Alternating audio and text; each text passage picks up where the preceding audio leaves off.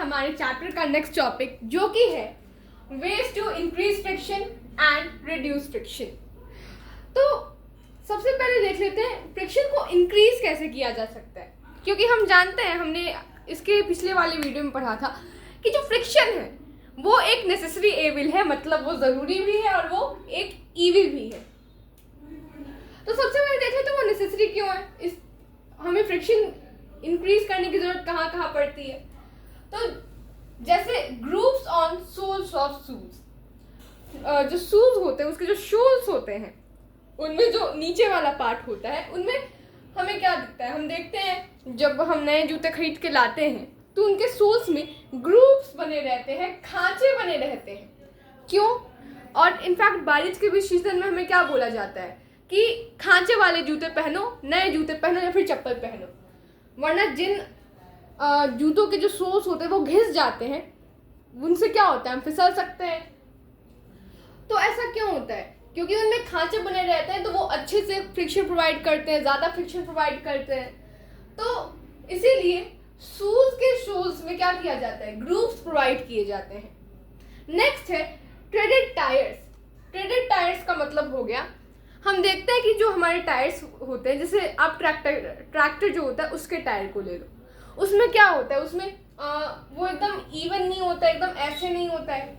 उसमें क्या होता है, लाइनिंग जैसे बने रहते हैं, लाइनिंग टाइप का जो स्ट्रक्चर होता है वो बना रहता है, थोड़ा उभरा उभरा टाइप का। तो ऐसा क्यों प्लेन नहीं बनाया जाता है उसको? तो सिर्फ ट्रैक्टर ही नहीं, कोई भी व्हीकल को आप ले लो, उसके जो टायर्स होते हैं, उसके जो व्हील्स होते हैं, उसको क्या किया जाता है, उसको वैसे खांचे बना दिए जाते हैं या फिर उसको, लेकिन उसको इवन एकदम नहीं बनाया जाता है, उसको एकदम क्या बोलते हैं, एकदम समतल टाइप का नहीं बनाया जाता है, एकदम गोल नहीं बनाया जाता है। तो ऐसा क्यों? इसके लिए दो रीजंस हैं। पहला तो वो फ्रिक्शन ज़्यादा प्रोवाइड करेगा। अब फ्रिक्शन की ज़रूरत क्यों पड़ती है? फ्रिक्शन की ज़रूरत इसलिए पड़ती है, मानिए आप कोई व्हीकल चला रहे हो, अब अचानक से कोई गाड़ी सामने आ गया, फिर कोई जानवर सामने आ गया, फिर कोई इंसान सामने आ गया। उस टाइम पे आप क्या करोगे? उस टाइम पे आप ब्रेक मारोगे। तो ब्रेक लगाने वाले जो वो सब्सटेंस, वो जो मटेरियल वहाँ पे लगा हुआ है, टायर्स के पास जो मटेरियल वहाँ पे ब्रेक लगाने के लिए लगा हुआ है वो तो रफ है ही, बट अगर व्हील स्मूथ हो जाए तो बस एक ही तरफ से फ्रिक्शन लगेगा, दोनों तरफ से फ्रिक्शन नहीं लगेगा, क्योंकि एक पूरा एकदम प्लेन है और एक रफ है। लेकिन अगर हम टायर्स को क्या करें, टायर्स में हम ट्रेड्स प्रोवाइड कर दें तो क्या होगा, टायर्स भी रफ, ब्रेक लगाने वाले जो मटेरियल्स हैं वो जो टायर के पास है वो भी रफ, दोनों रफ है, ज़्यादा फ्रिक्शन होगा, जितना ज़्यादा फ्रिक्शन होगा उतने जल्दी ही, जितना ज़्यादा फ्रिक्शन उतना जल्दी, उतना ही मोशन क्या होगा, अपोज होगा एंड गाड़ी हमारी जल्दी से रुक जाएगी। तो एक तो इस कारण से। दूसरा कारण ये, जब हम पैदल भी चल रहे होते हैं, इवन हम जब पैदल चल रहे होते हैं बारिश के मौसम में, कीचड़ वीचड़ जब रहता है, पूरा मडी टाइप का पूरा एरिया रहता है, तब हम ग्रूव्स वाले शूज़ पहनते हैं, जिन शूज़ के सोल्स में ग्रूव्स हों। तो ये भी क्या होता है, यहाँ पे भी जो टायर्स होते हैं वो तो एकदम प्लेन नहीं है, उनमें भी क्या है, वो ट्रेडेड है, उनमें ट्रेड्स प्रोवाइड किए गए हैं। तो वो भी क्या करते हैं, वो भी फ्रिक्शन प्रोवाइड करते हैं, ताकि मानिए आप किसी बारिश के मौसम में आप चला रहे हो गाड़ी एंड आगे बहुत कीचड़ वाला रास्ता है, अब आप उसमें गाड़ी चलाओ और बाई चांस मानिए अगर फिसल जाए गाड़ी तो आप तो गिरोगे, गाड़ी भी गिरेगी आप पे। तो इसीलिए उनमें वैसे ट्रेड्स प्रोवाइड किए जाते हैं कि वो अच्छे से फ्रिक्शन प्रोवाइड करें। नेक्स्ट है हमारा ब्रेक पैड्स। जो ब्रेक पैड्स होते हैं उनको क्या किया जाता है, रफ बनाया जाता है। हमारे गाड़ी में ब्रेक पैड्स का यूज किया जाता है और वो क्या होते हैं, वो रफ होते हैं। नेक्स्ट है हमारा जैवलिन थ्रोअर्स यूज पाउडर। जो जैवलिन थ्रोअर्स होते हैं, जो भी जैवलिन थ्रोअर्स होते हैं, इनफैक्ट सबसे फेमस, आई थिंक अभी तक में फेमस में आप एक जैवलिन थ्रोअर का आप नाम लो तो जैसे नीरज चोपड़ा हो गए या फिर कोई भी जैवलिन थ्रोअर हो, आप उनको देखना, एक चीज़ आप नोटिस करना, वो हमेशा अपना जैवलिन फेंकने से पहले अपने पाम्स में क्या करते हैं, अपने हाथों में क्या करते हैं, वो पाउडर लगाते हैं। क्यों लगाते हैं? तो पहली चीज़ तो इससे ये होगी कि कि जब वो पाउडर लगाएंगे अपने पाम्स में, अपने हाथ में, तो जब वो ऐसे जैवलिन को पकड़ेंगे तो उनके हाथ का जो मॉइस्चर है, पसीना है, उससे क्या होता है, जैवलिन फिसलने का डर है, हो सकता है मे बी जैवलिन फिसल जाए, ज़्यादा दूर तक ना जाए। तो पाउडर क्या करता है, एक तो वो उस मॉइस्चर को, उस पसीने को वो सुखा देता है। दूसरा क्या करता है, वो उस पर क्या होता है, एक लेयर बन जाती है पाउडर की, तो वो अच्छे से ग्रिप प्रोवाइड करता है कि जब जैवलिन थोड़ा सा अपना जैवलिन फेंकें, अपना भाला वो फेंकें, तो वो अच्छे से दूर तक जाए, एक बेटर ग्रिप प्रोवाइड हो। अब कुछ लोग इसमें बोलेंगे कि जैसे सारे सर्फेसेस के में हिल्स एंड वैलीज होते हैं, वैसे तो हमारे हैंड्स में भी होते होंगे, एकदम होते हैं। तो जब हम ये पाउडर लगाते हैं तो ऐसा भी तो हो सकता है कि जो ये हिल्स और वैलीज हैं उनमें ये पाउडर जाके स्टक हो जाए। तो एक और चीज़ मैं आपको बता दूं, तो ये जो पाउडर होता है ये इतना भी वो लोग ज़्यादा यूज़ नहीं करते, वो थोड़ा सा यूज़ करते हैं, बस मॉइस्चर एंड पसीने को सुखाने लायक, और एक पतली सी लेयर बन जाती है पाउडर की। इतना भी पाउडर नहीं होता है, इतना भी ज़्यादा पाउडर उसमें नहीं यूज़ किया जाता है कि पूरी हिल्स एंड वैलीज भर जाए। अब देख लेते हैं वेज टू रिड्यूस फ्रिक्शन। अब कुछ जगहों पे फ्रिक्शन का जैसे यूज़ है, उसी तरह कुछ जगहों पे फ्रिक्शन का यूज़ नहीं है। अगर वहाँ पे फ्रिक्शन यूज़ ऐसी जगहों पे हमने कर लिया, कुछ जगहों पे जहाँ पर हमें फ्रिक्शन यूज़ नहीं करना है, तो क्या होगा, अगर हम कोई चीज़ यूज़ कर रहे हैं तो वो क्या होगी, वो डैमेज हो जाएगी। तो पहला है हमारा by polishing the surface, polishing the surfaces.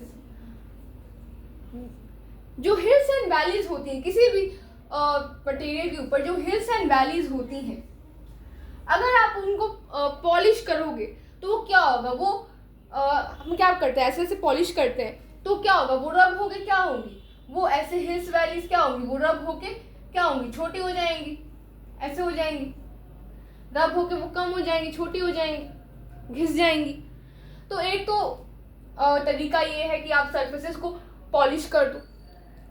In fact आप देखोगे जब आपके स्कूल शूज़ होते हैं, आप जब उनको पॉलिश कर देते हो तो पॉलिश शूज़ पे उतना जल्दी मिट्टी वगैरह या फिर जो गंदगी होती है वो उतना जल्दी नहीं चिपकेगी। अगर चिपकेगी भी तो आप एक ही बार उसको, अगर पैर को एक ही बार झटकोगे या फिर एक ही बार ऐसे ही जोर से पैर को मारोगे तो वो क्या होगी, वो इजीली हट जाएंगी। लेकिन अगर आप नॉर्मल शूज़ लो जिस पे बहुत टाइम से पॉलिश नहीं किया गया है, तो क्या होगा, उस पर जो हिल्स एंड वैलीज हैं वो तो नहीं घिसी हैं, तो उस पर अगर मिट्टी लगेगी तो उसके लिए आपको क्या करना पड़ेगा, उसके लिए आपको बहुत मेहनत करनी पड़ेगी, बहुत ज़्यादा प्रेशर के साथ अपने पैर को क्या करना पड़ेगा, कहीं पे ऐसे ही मारना पड़ेगा, या फिर आपको ये भी हो सकता है कि आप कोई डस्टिंग क्लॉथ लेके या फिर किसी भी चीज़ से आपको शूज़ को साफ करना पड़े।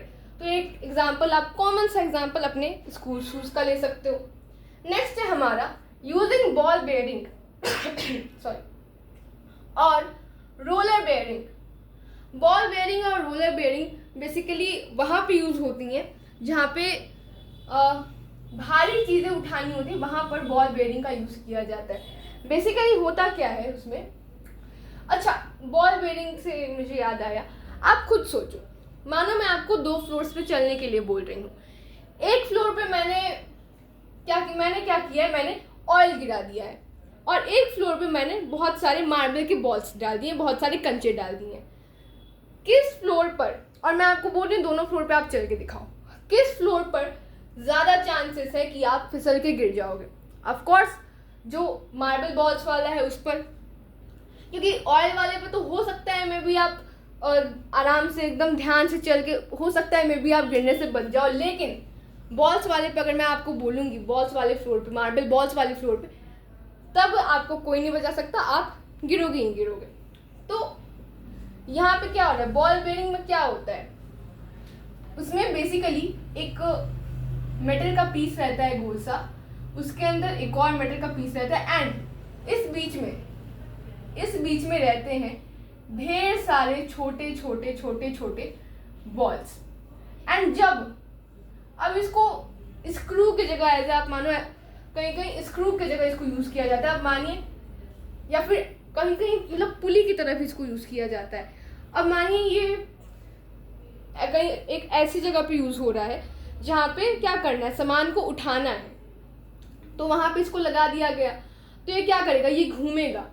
अब एक तरफ आप इमेजिन करो कि ऑयल वाले पे क्या हो रहा था, आपको कम चांसेस थे गिरने के। इट मीन्स फ्रिक्शन जो था तब भी बॉल के कंपैरिजन में थोड़ा सा था, बॉल वाले फ्लोर के कंपैरिजन में जो ऑयल वाला सरफेस था उसमें फ्रिक्शन जो था उस कंपैरिजन में क्या था, ज़्यादा था। तो एक ये आप इमेजिन करो और एक इधर इमेजिन करो कि मैं ऐसे ही क्या कर रही हूँ, मैं ऐसे ही एक गोल गोल मेटल्स की रिंग टाइप की मैं ले रही हूँ। अगर मैं इसको घुमाऊँ एंड इसको घुमाऊँ, जब मैं हैवी लोड उठा रही हूँ, मैं एक तरफ इसको घुमा रही हूँ, एक तरफ इसको घुमा रही हूँ, किसमें ज़्यादा इजली घूमेगा? ऑफ कोर्स इसमें घूमेगा, बिकॉज इसमें फ्रिक्शन ज़्यादा होगा, इसमें फ्रिक्शन जो है बहुत कम होगा। And friction, because friction opposes motion, इसमें फ्रिक्शन ज़्यादा हो रहा है तो मोशन इसके कंपैरिजन में कम होगा। इसमें फ्रिक्शन कम हो रहा है तो मोशन क्या होगा, ज़्यादा होगा। आई होप आपको ये चीज़ समझ आई होगी। नेक्स्ट है हमारा स्प्रिंकलिंग अ स्लिपरी फाइन पाउडर। अब हम पाउडर स्प्रिंकल करके भी क्या कर सकते हैं, फ्रिक्शन को कम कर सकते हैं। अब कैसे? जब हम पाउडर स्प्रिंकल करते हैं, अब मानिए यहाँ पे हिल्स एंड वैलीज हैं ढेर सारी। अब फॉर एग्जांपल हम जब कैरम बोर्ड पे कैरम खेलते हैं तो क्या होता है, एक टाइम पर जब हमारी जो गोटियाँ होती हैं उसकी, वो अच्छे से जब हम उसको मारते हैं तो जब वो अच्छे से स्लिप नहीं होती हैं तो हम क्या करते हैं, हम उस पर टैल्कम पाउडर छिड़क देते हैं या फिर कोई भी पाउडर हम उस पर छिड़क देते हैं। तो ऐसा क्या होता है पाउडर छिड़कने से कि वो जो गोटियाँ होती हैं वो आराम से स्लिप होने लगती हैं। तो बेसिकली जब हम पाउडर छिड़कते हैं तो वो पाउडर क्या होता है, इन वैलीज में, ये जो हिल्स वैलीज है, इन वैलीज में आके वो क्या होता है, स्टक हो जाता है, फंस जाता है। एंड क्योंकि पहले तो ऐसा था, पहले जो स्ट्रक्चर था वो ऐसा था, जो कैरम बोर्ड की सरफेस है उसमें भी हिल्स वैलीज है, जब सारी सरफेस में होती है उसमें भी है। तो पहले जब उसकी सरफेस का स्ट्रक्चर ऐसा था तो फ्रिक्शन लग रहा था, लेकिन अब क्योंकि पाउडर ने जो है यहाँ आके वो स्टक हो गया है तो क्या होगा, ये प्लेन हो जाएगा, यहाँ पे तो पाउडर फंस गया है, तो क्या होगा, तब फ्रिक्शन कम हो जाएगा। एक जो कैरम की जो गोटियां है उसको एक प्लेन जमीन मिलेगी एंड वो क्या होगा, इजीली स्लिप हो पाएगा। अब मैंने आपको क्या बताया था, जैवलिन थ्रोअर्स अपने हैंड में पाउडर लगाते हैं। मैंने आपको एक चीज़ ये क्लियर कर दी थी, आपको ये मत बोलना कि इनके हाथ में भी तो फ्रिक्शन कम होना चाहिए ग्रिप के लिए। जैवलिन को पकड़ने के लिए हाथ में ग्रिप चाहिए। मैंने आपको बताया था कि जो पाउडर होता है वो हिल्स एंड वैलीज में क्या होता है, एक पतली सी लेयर बनाता है, स्टक होके एकदम उसको भरता नहीं है कभी। मैंने आपको ये चीज़ बताई थी। लेकिन कैरम बोर्ड वाले केस में हम क्या करते हैं, ये पूरा भर जाता है, इसमें पाउडर कम यूज होता है, इसमें ज़्यादा होता है। नेक्स्ट है हमारा बाय ल्यूब्रिकेशन। ल्यूब्रिकेशन मतलब हो गया किसी भी चीज़ पर ऑयल या फिर ग्रीस जैसी चीज़ों को अप्लाई करना। अब उससे क्या होगा, अच्छा, अगर दो सरफेसेस हैं, अगर मानो ये दो सरफेसेस हैं यहाँ मेरे पास, यहाँ पे दो सरफेसेस हैं एंड एक सरफेस, और इन दोनों सरफेस को मुझे क्या करना है, फ्रिक्शन कम करना है। मैंने आपको एक और चीज बताई थी, फ्रिक्शन जो है वो एक कांटेक्ट फोर्स है। जब तक टू सरफेसेस एक दूसरे के कांटेक्ट में नहीं आएंगी तब तक फ्रिक्शन नहीं लग सकता। तो अगर मैं इसके बीच में ऑयल या फिर ग्रीस लगा दूं तो क्या होगा, ऑयल और ग्रीस की वहां पे क्या बन जाएगी, एक लेयर बन जाएगी। एंड क्योंकि अब एक लेयर बन गई है, इन दोनों के बीच में कांटेक्ट होगा नहीं। इस ऑब्जेक्ट की सरफेस में, इस ऑब्जेक्ट की सरफेस में अब तो कांटेक्ट होगा नहीं, क्योंकि बीच में लेयर बन गई है ऑयल और ग्रीस की। एंड अगर जब लेयर बन गई है एंड फ्रिक्शन एक कांटेक्ट फोर्स है, बिना कांटेक्ट के फ्रिक्शन नहीं हो सकता, कांटेक्ट यहाँ पे हो नहीं रहा है, तो इस टाइम पर भी क्या होगा, फ्रिक्शन रिड्यूस हो जाएगा, फ्रिक्शन जो है वो कम हो जाएगा। एंड ल्यूब्रिकेशन और कुछ नहीं, जो हम जिस प्रोसेस में हम क्या करते हैं, किसी भी सरफेस पे हम ऑयल और ग्रीस अप्लाई करते हैं, उसी को हम ल्यूब्रिकेशन कहते हैं।